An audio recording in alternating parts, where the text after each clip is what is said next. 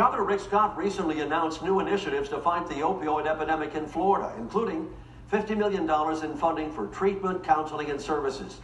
But one group in the Bay Area is already working hard to research ways to fight the epidemic and educate others about treatment and prevention. Spectrum Bay News 9 reporter Kim Loeffler has more on their efforts. For Adam Abidawi, the opioid epidemic hits close to home.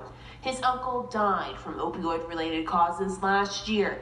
Adam says his uncle was involved in a car accident that crushed his back, and he says he soon began to rely on opioids to cope with the constant pain. Had this accident in his life never happened, and had he never gotten into these drugs to taper off his pain, I really think that he would probably still be here with us today. So when one of his friends from USF mentioned an opportunity to research the opioid epidemic and develop initiatives to combat it, Adam says he was eager to get involved. Well, it's through him that really I'm inspired today to try to make a change in whatever way I can. The group, now called Tampa's Opioid Research Network, began its work in Hernando County.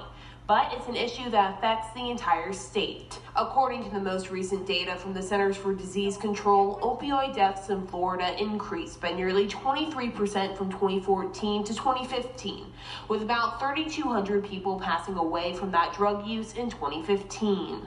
If I can save a couple people, one or two people even, I'll feel better, I'll feel happy. Adam's team has already come up with some initiatives they think can help decrease overdose-related deaths. Those initiatives include a needle exchange program, equipping all first responders with Narcan, and educational programs about prescribing opioids for medical professionals and opioid addiction for middle and high school students.